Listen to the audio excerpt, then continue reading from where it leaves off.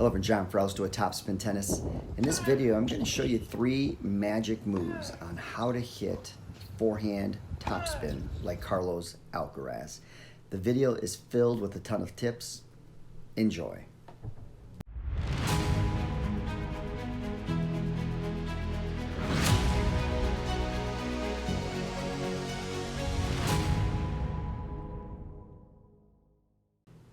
All right, before we actually get into the 3 magic moves, let's actually play this point out. Got to give credit to Slow Mo Tennis Pro. They actually provided this footage, so thank you so much for doing that. Got a link to their YouTube channel down below. Make sure you visit their channel support. Let's go ahead and play out the video.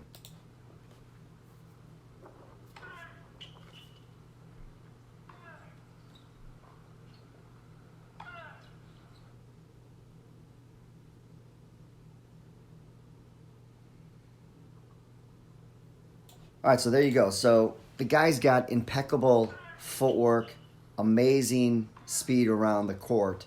So what I don't want to do is actually look at his positioning on the shot. I mean, we know that he had to get in position here, but I want to show you technically on the stroke how he's able to generate this power and spin at the same time, which I feel is a gift, and not everybody can do it. So let's show you these 3 magic moves. Magic move number 1 is just the loading phase. I've talked about this before, but if you're not loading and properly using your body to generate power, you're in big trouble. You're going to end up arming the ball. You're using your wrist too much. But what Carlos does really, really well is notice the setting of the right side here. Notice how that racket head is up. Remember, the right leg is the boss. So when you get into this loading phase, 90% of the weight will be on the left foot, right? 90% is here, and then we're going to have 10% on the right foot. So just an ideal position here.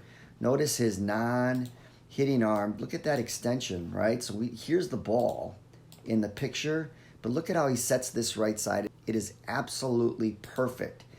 That left arm will help with the spacing, gets him into an ideal spot to make contact with this shot. So the loading phase is magic move number 1. The right leg is the boss.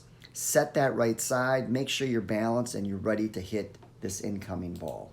Magic move number 2 is he's going to find that ball out in front, but watch what happens here. Look at the movement towards the ball with the hand and the racket head. So he does have a good vertical swing path. He is going from low to high, almost like he's going up a ramp with his racket head here.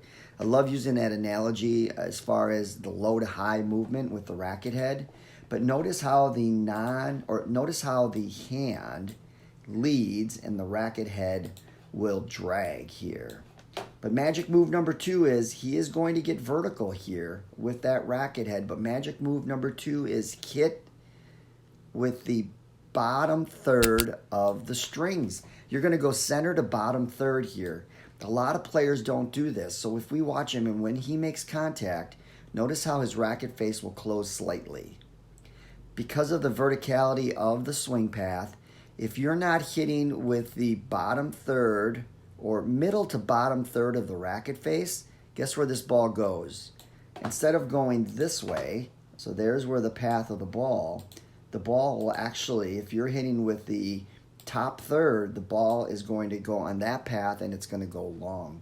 So one thing that the pros have done, and they've got this feel from hitting thousands of strokes, is they hit with the bottom third of the string bed. You want to make sure you start doing that. I'd say it's going to be middle third to bottom third. It really depends on the intent.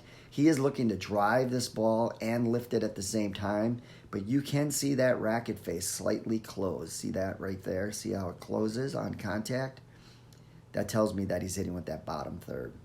Magic move number 3, and this is probably the most important one. I'm actually going to draw a line here. See this beam? You almost want to pretend like you have a pane of glass in front of you here. When he drives that ball, he's going to compress and lift at the same time. Notice that. Look at the swing path of that racket head. See how he's throwing this top edge of the racket?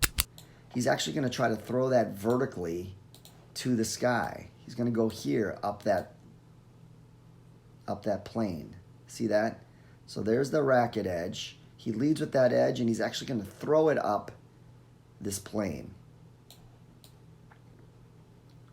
That's magic move number 3. You almost want to feel like you're going to throw that top edge of the racket and don't break the plane on the forehand. One thing that he does really well is look at that chin. Look at his chin and how he keeps it on the contact point. I've noticed this with Alcaraz a lot. Federer does this a lot. That's like an extra tip, a little bonus in this video is keep that chin to contact longer on your forehand as well. All right, I hope that helps. If you haven't done so yet, make sure you hit that subscribe button. I don't think most of you don't realize this, but 80% of the people that watch these videos are not subscribed to the channel. So if you could do me a favor, let's help that algo and hit that like button, hit that subscribe button, and that notification bell as well. Thank you so much.